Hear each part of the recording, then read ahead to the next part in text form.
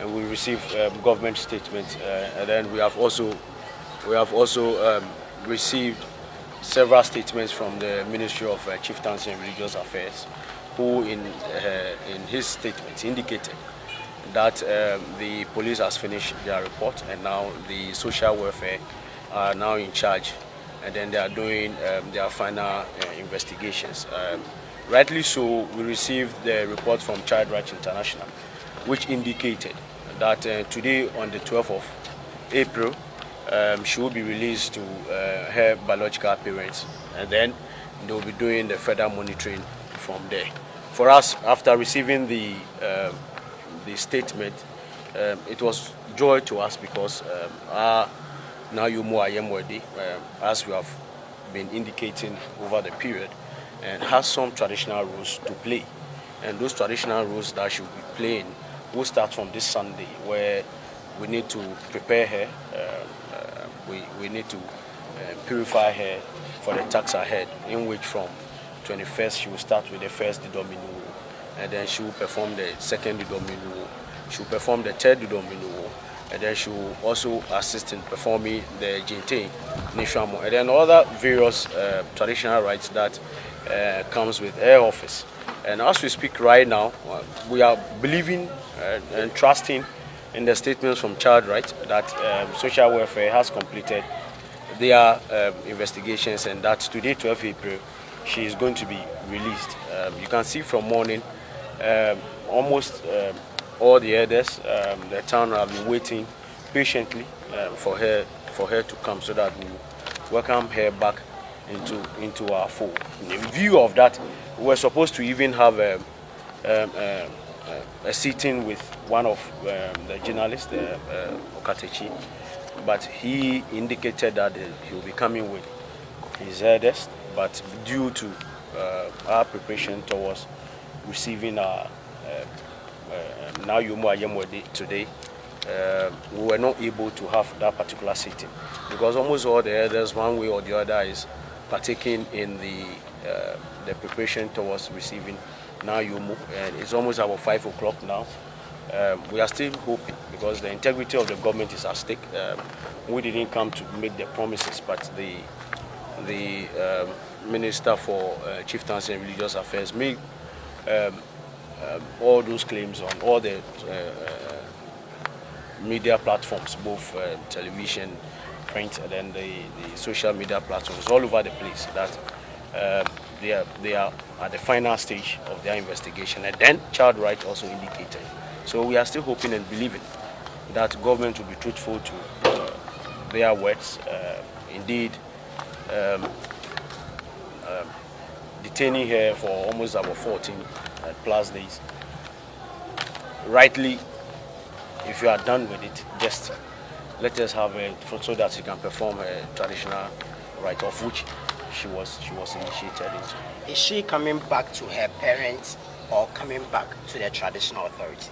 I mean, she, as we have been indicating always, her upbringing has always been that, as we have said, that she is a reincarnated Yomo, whom lived with us almost about 300 years ago.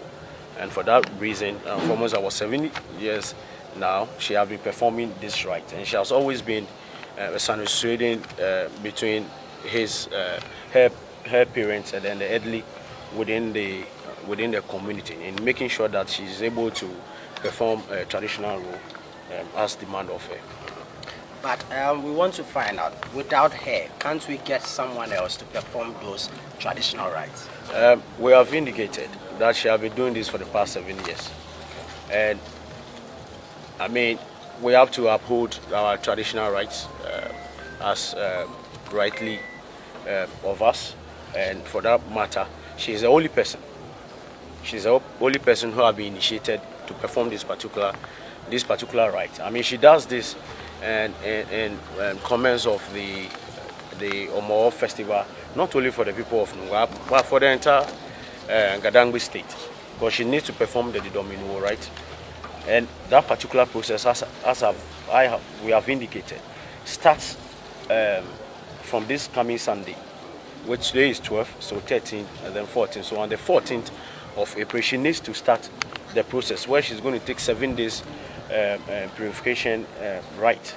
And then also after they have detained her for almost about 14 days, we need to also perform some particular rite that we call drama, because she has been away from her duties and away from her sacred home, and for that reason some particular rites need to be performed.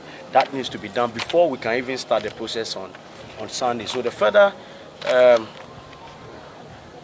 they detain her, for us is an affront to our tradition,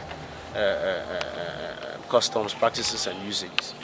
From what we gather, it seems that she would be under the supervision of the government, which means that government could prevent her from being in your custody to perform those rites. What then would happen between you and the state? The state has not indicated that she is not going to perform her rites, because as we've been saying, I mean, there are a lot of kids, there are a lot of young men and young women who have been initiated into one traditional rite whatsoever, where they perform all these rites all over the world.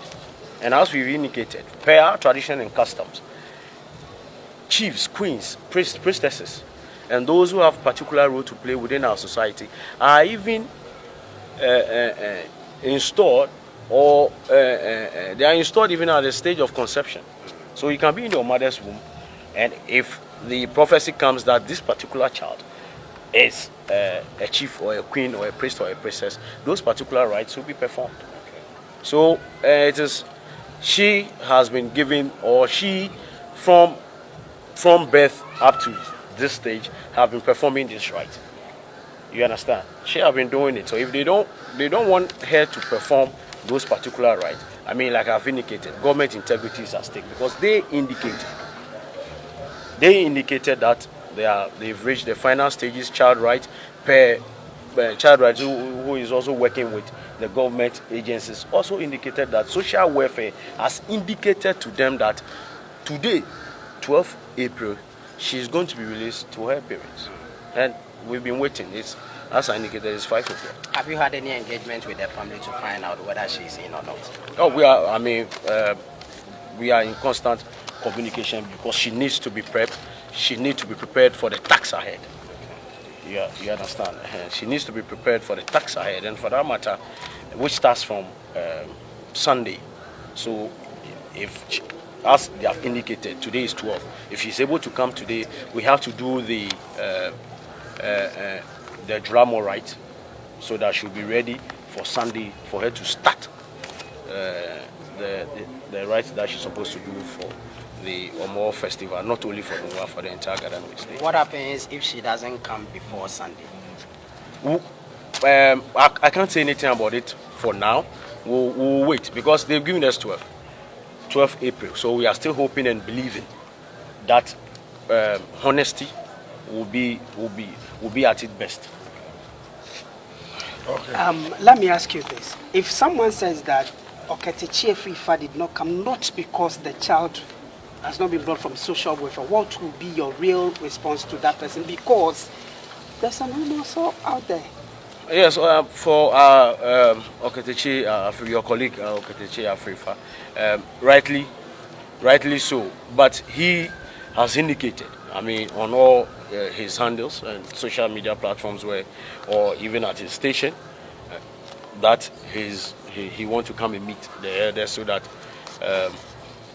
some kind of plea that he didn't know, and for us, he was ready to come, but we, as we have indicated, the arrival of our Nayumo Ayemoede is paramount to us than any other thing, because we need Nayumo Ayemoede in our folks to start her process right from tomorrow and Sunday. That we need to ensure that she is ready for the first domino rites that she has to perform. Okay, so when have you given Oketechi to come to meet the traditional leaders? We will indicate that to everybody once we are able to get through this Nayumo issue. we'll indicate to everybody when we'll be able to sit with Okateche. He's ready to come. Anytime he's ready to meet us. For obvious reasons, because you've caused some form of investigation into this particular matter that has become very topical. So at this point, we would want you to walk us through the preliminary findings, investigation so far. Where exactly are we with this particular matter? Thank you very much, MFR. You obviously know I wouldn't have been at the studio because this has been a hectic time from last weekend during the Easter break. You know, part of my job is also the religious affairs. So Easter conventions here and then, Easter Sunday program, then this also came up. But we try to manage the information that were coming from all sources. As you rightly said, even the basic information about the age was even confusing everybody. But we got to the bottom of it, and we realized that I think she was born on the 18th of July, 2008. That makes about 15 to 16. But at 15 or 16, she's still a child. Yeah.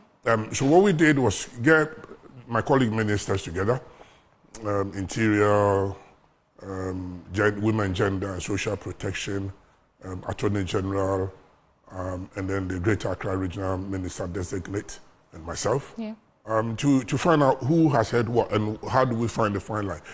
Basically, what happened over the weekend, from what we have got to know, was not a marriage as we know it. It's a traditional rite, and of course, during the event, a lot of things were said, and the information came out as if they were marrying her to the Gborbu. Indeed, I then quickly had to move in and speak to the traditional authorities. I got Nungwa in my office and some chiefs. I also moved to go to talk to the Gborbu myself. Okay.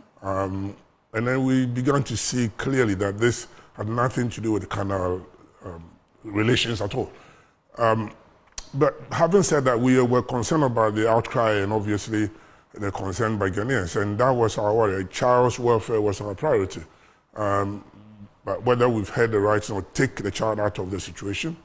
So we talked to the police who helped us to take her out of the Nungwa environment. She's safe and everything. She's still within the care, not with the police. Was she in any danger of assault? Not at all. No, there was no danger. She was not hiding. From our information, after the event on the 30th, she was actually she went to the care of a mature woman, a queen mother. So there was no relation going to a man's house or anything like that. And so we were okay. So the police just helped us to get her out, just to forestall any problems. And she's being kept well. Social welfare officers are there. The minister has visited her. I myself went there, but I didn't see her. I didn't want to see her. But the ladies were there, and she's eating, she's talking. But we obviously realized that she's been part of the system of the tradition at about age 6. So you can imagine, 6-year-old who has been groomed to perform a function and to sprinkle some traditional concoctions and food to the 99 gods. So she's focused on what she's doing. So when you talk to her, according to the ladies, she's very focused on what she's doing. Okay. And so we have to find out what else is she doing. And we realize she goes to school. Okay, what does she do? Does she was a teacher? What did they teach her? Does she have friends? So we're trying to open up her life a little bit. But we got to also, as your initial comment says, to be careful not to let the tradition be diluted too much when we know what her role is. In traditional sense, some young people are taken up at very tender age and focused. There's going to be a chief. They groom them, and they are kept away from normal people. They're taking them to school by protection and all that. So we're trying to balance between the tradition and the modern world that we live in. And so that's the state. She's still in our care. We're trying, because we can't keep her out of the environment for too long. Okay. Especially when we haven't seen or heard or even found out there's anything criminal about anything. Of course, the police are doing their work, but we talk to them. So far, we're okay. It's just a question of time and how we integrate her back into the community. And also get her to be a normal child, a bit. Of course, she will play her role if that's what she has to do. I mean, we can't force it. But at this point, she can't be a normal child, knowing that... I think a lot have gone on. She won't be a normal child. She has to contend with what she was being trained for and what the brouhaha has come up to and what we move from here to there. So the social welfare department is handling that. Okay. And the experts, we're giving her 2 carers. We got everything she needs. She's eating, she's talking, she's laughing. So I would want to assure everybody that she's okay, she's fine. When we mention Gborbu, it is not a human being. Gborbu is a deity. If you want to associate this very matter to a human, then when you mention Gborbu, add the Wulomo. So we have the Gborbu Wulomo, and then we have the Gborbu, which is the deity. If Gborbu has, through divine intervention, taken our lady who is our queen, then it is the deity that has something to do with our queens, and not Gborbu Wulomo as a person. Like people are speculating that Gborbu Wulomo has married a younger woman below age. Please rest. We lay it before you, because most of these unacceptable statements here and there are from the telephones of people who classify themselves as social media and bloggers. Wait until we clarify ourselves and get out of this mess, and we are going to, without mincing words, all those that have denigrated the image of the Gborbu Wulomo and those persons behind the scenes that want to destroy the integrity and the social well-being and, again, the tradition of the Gadangbe people, we will deal with them. Because Gadangbe, we have an identity, and our identity has much to do with the worship of our deities and our spirits. If our spirits are doing things with us, we deal with our spirits. If you are not part of us, you cannot decide for us.